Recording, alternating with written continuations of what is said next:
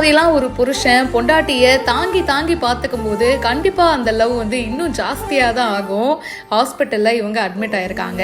So அப்போ இவங்களுக்கு சாப்பாடு வீட்டில் இருந்து எடுத்துகிட்டு வந்திருக்காங்க. அந்த சாப்பாடை அப்படியே சர்வ் பண்ணுறதுல என்ன இருக்குது?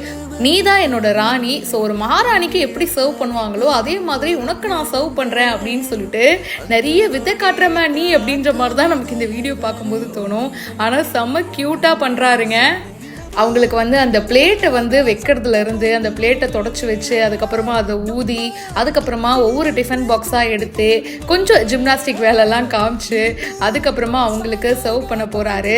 அந்த மகாராணி எடுத்துக்கோங்கன்னு சாப்பிட்றதுக்கு முன்னாடி உன்னை ஊட்டி விடுறாரு. அவங்க ஒய்ஃப் இதெல்லாம் பார்த்துட்டு ஒரு பக்கம் வெக்கம் வருது, இன்னொரு பக்கம் அவர் பண்ணுற இந்த சின்ன சின்ன விஷயத்த பயங்கரமாக ரசிக்கிறாங்க. அவங்க ஹாஸ்பிட்டலில் இருக்காங்க, அந்த பொண்ணை சந்தோஷமாக பார்த்துக்கணும், சிரிக்க வைக்கணும் இல்லையா? அதனால தான் இவர் அவ்வளோ எஃபர்ட் எடுத்திருக்காரு.